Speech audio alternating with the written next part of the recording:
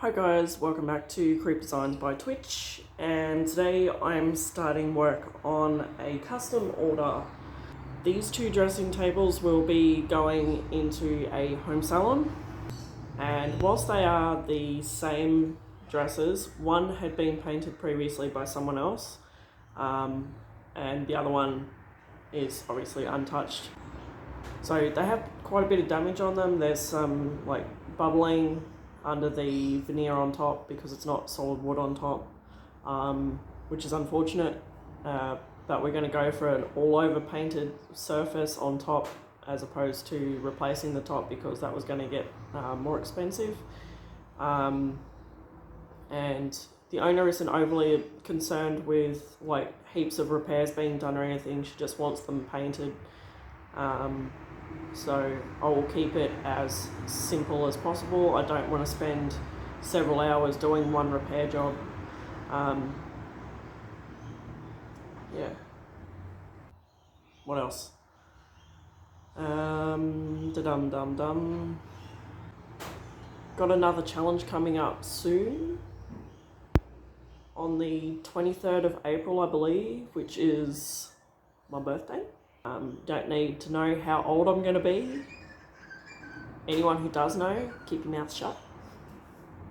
So the challenge that's coming up on the 23rd of April, which will most likely be the 24th for us here in Australia, it's not a furniture flipping challenge this time around. It's actually going to be a workshop challenge. So it'll be a tour of our workshops and talking through things and explaining things.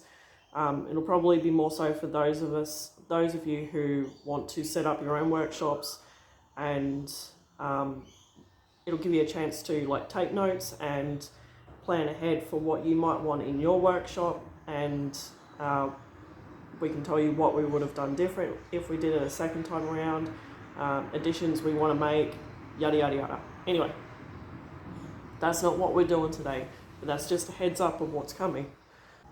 What else? I think that's it. Let's get going.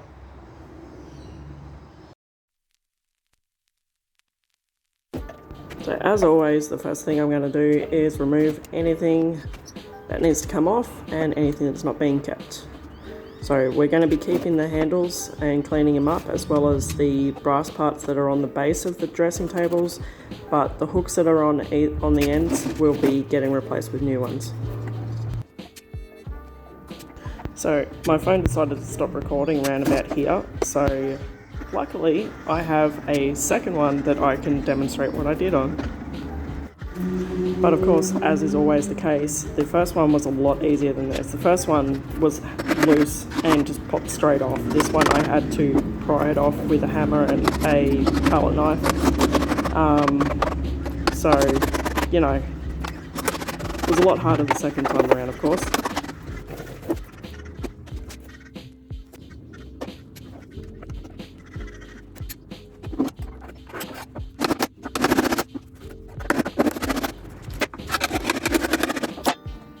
Alright, so I was planning on stripping this one back so that I could get them to have the same substrates, because if you've got them too different like this, it can slightly change things.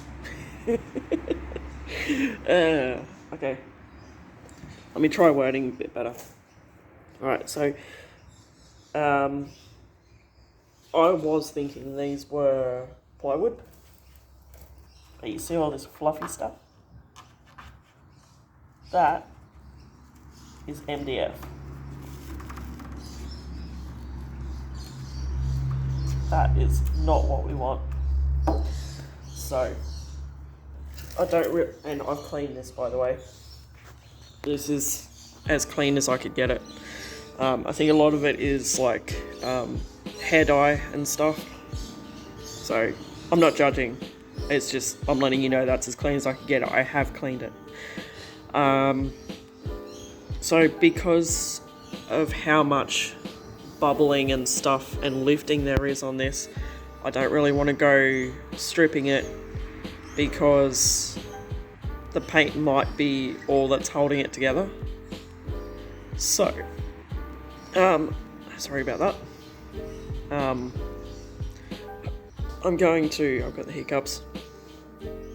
I'm going to get the Orbital sander out and sand anywhere that is lifted, and then I'll have to re-stabilize those areas.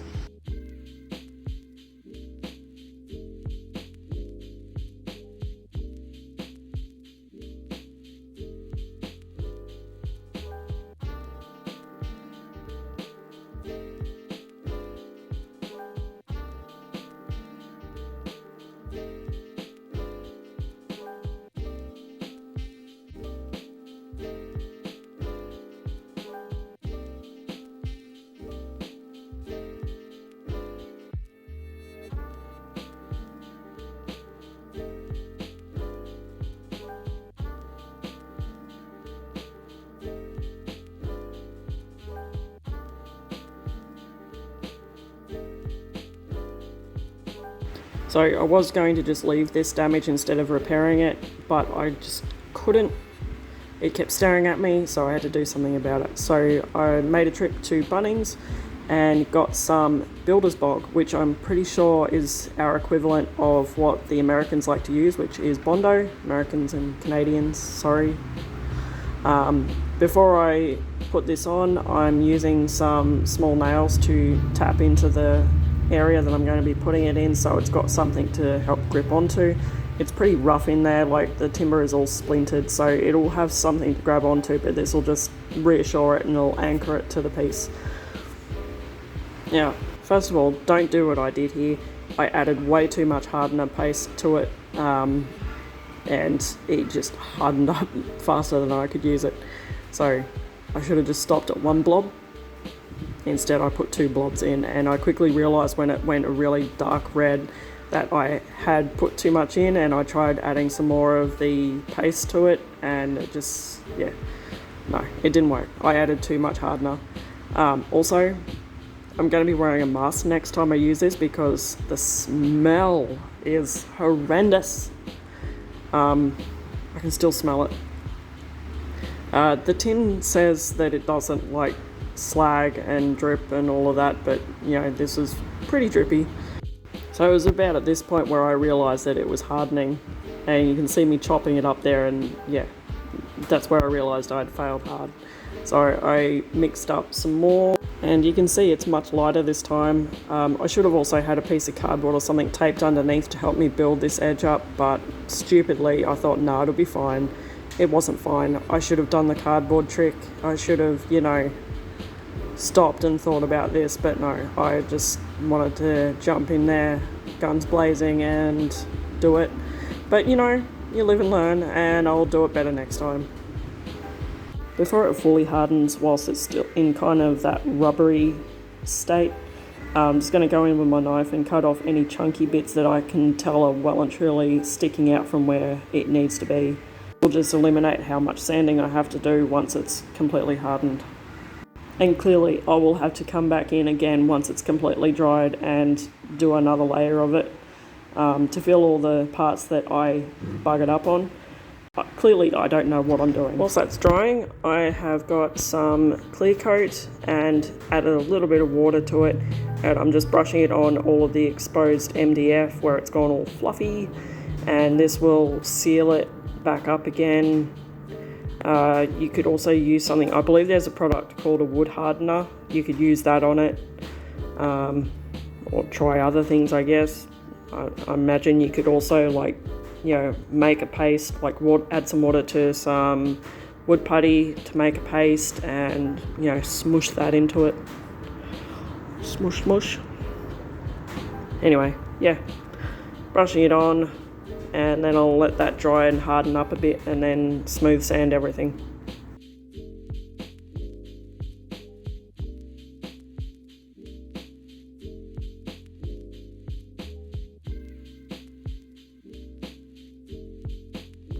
Alright, now that the first lot of Bondo has dried, I will sand that down with 120 grit sandpaper, and then I'm going to do another coat of it because obviously there's, you know, bits are missing. As you'll see here, I'm using the tiniest amount this time. So I was planning on using a strip of cardboard or something, but I forgot to get it and set it up before making this lot. But I grabbed a piece of Venetian blind and put some tape on it, and I used that and kind of smeared some of the builder's bog on the edge of that, and then use it to like smush it up into the underside where the putty knife just wasn't getting it, which worked well, I think. And then I used what was left to just fix up that hole.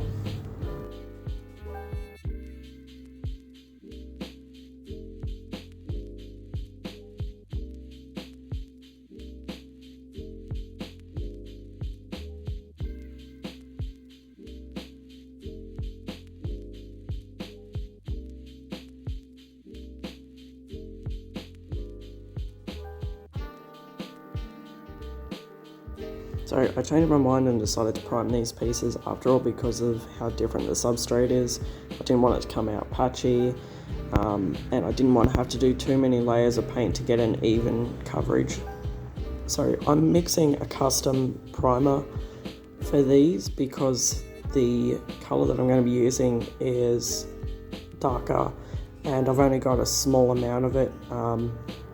And I want to try and stretch it to make it go as far as I can for the two pieces so that I don't have to order more, because I need to get these pieces done now. I did go into full detail and do a big explanation of how different primers work and how they work differently and different uses for them and so on and so forth, but the video was getting very, very long. Like, it added about 10 minutes to this video just explaining the primer, so I'll put that in a separate video, and when I put that video up, I will not leave it too long after this one, but when I put that video up, I'll add it to the description of this video so that I can explain in full what I'm doing here, as well as how different primers work, or the different uses. But as you can see here, I'm using Black Bear, Lonsdale Lawn to mix it's kind of like a grey primer, but I'm just adding some green to it just to help it along. But I do also eventually add some Carts and Millie suffuse paint to it in, I think it was the colour Woodlands, just to help it get a bit more of that green in it.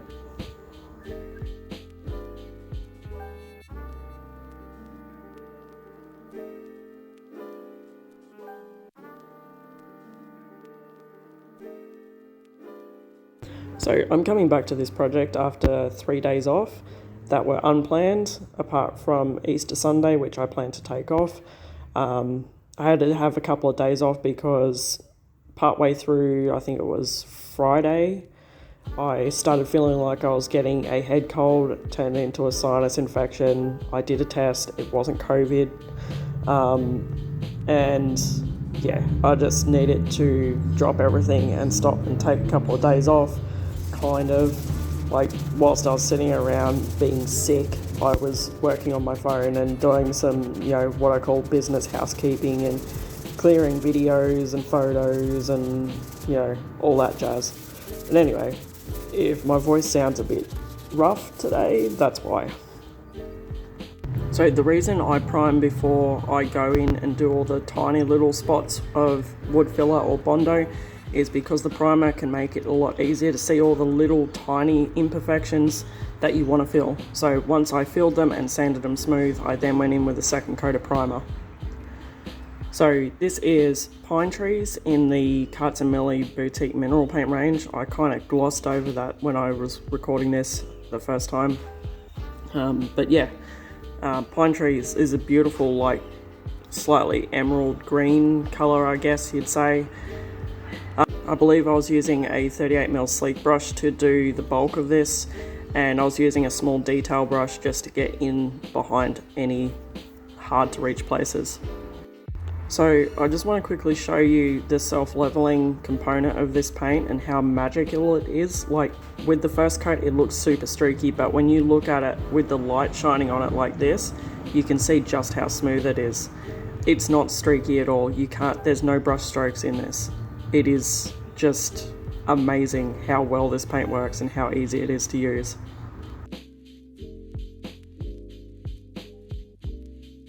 So I managed to get 2 coats of Pine Trees on each piece before I realised that I was not going to have enough to get both of them finished nicely.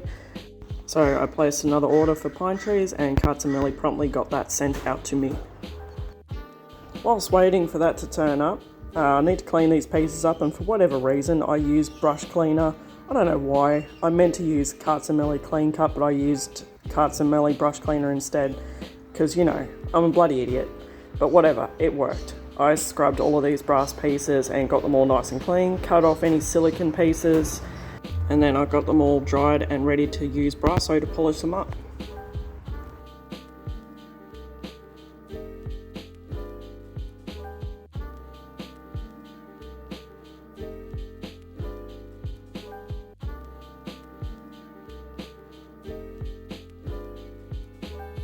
So in between starting these dresses and now, I had my birthday, and I decided to go and buy myself yet another spray gun for my birthday. So first one I tried was the battery Ozito spray gun, which I didn't mind. It wasn't the best, but my son decided to play with it and lost parts, so that ended up in the bin. Then, as you've seen, I tried the air spray gun from Ozito. Didn't like that. It was just too much maintenance for me and too much setup and whatever. And so now I'm trying the electric one to see if this is more my style, because I really do need something that makes my work more efficient, and I'm hoping this is the go. Sorry, just having some lunch. I've also got my paint, some more Topcoat, and I also ordered two new hooks from Restoration Online to go on either end of the dresses. Let's get it done.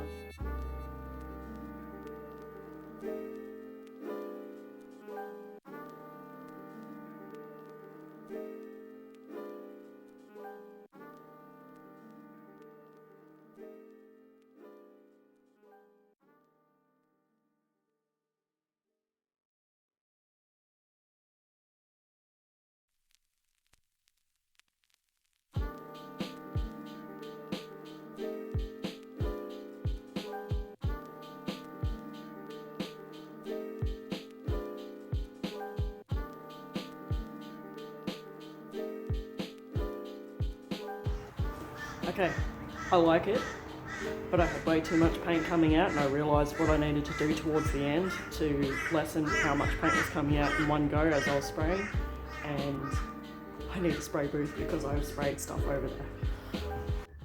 Alright, I am done spraying. I don't know how many coats I've put on these. I think I did one coat and then sanded smooth, and then did a second coat, and then like spot coat, and I had to go around with a torch and like check to make sure I had everywhere covered. But anyway, I think I've got them. As for the drawers, I pulled those out and covered them using this. So it's got the tape and the plastic, and has a little cutting edge on it. Anyway, I'll put the link for that in the description. But I definitely need some kind of spray booth. So I had a look on Facebook Marketplace, and I'm going to clean up this mess, clean the spray gun, which I like. I'm actually happy with that. It's really simple to use, really straightforward, so that's my jam, I think. I like it. I won't go into too much detail about the spray gun, because I want to know what I'm doing with it and have it all worked out before I do any kind of video or go into any kind of details about how to use it or anything. And yeah, so now to decide whether I want to have a go at spraying the top coat or if I'm going to roll it. So went and picked up this gazebo secondhand for $80, and now wishing I had just gone to Bunnings and picked one up for extra, because this one is for really short people.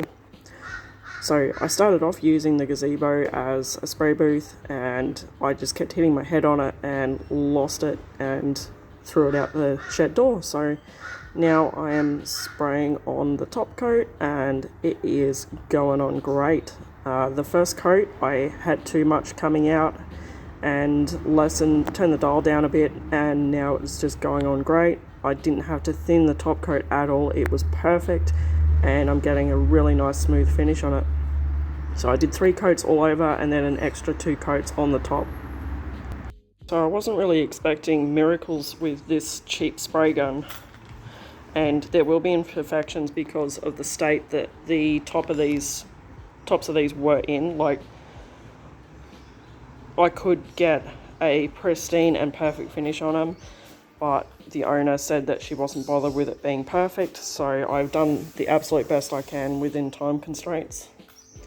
But considering that spray gun is cheap as chips, I am really happy with it, with how it's turned out.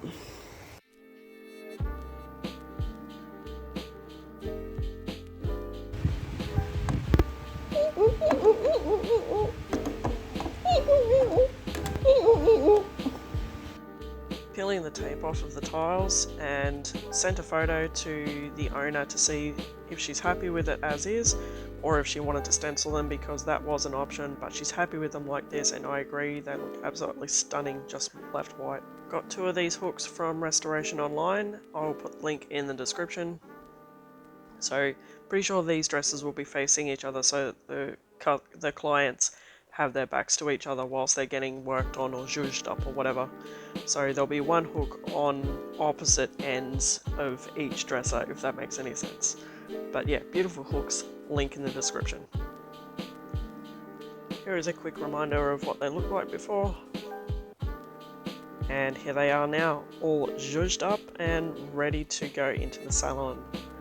Let me know what you guys think in the comments. Don't forget to check the description for all products used in this video, as well as my link tree, or my buy me a coffee link, or my Amazon wishlist link.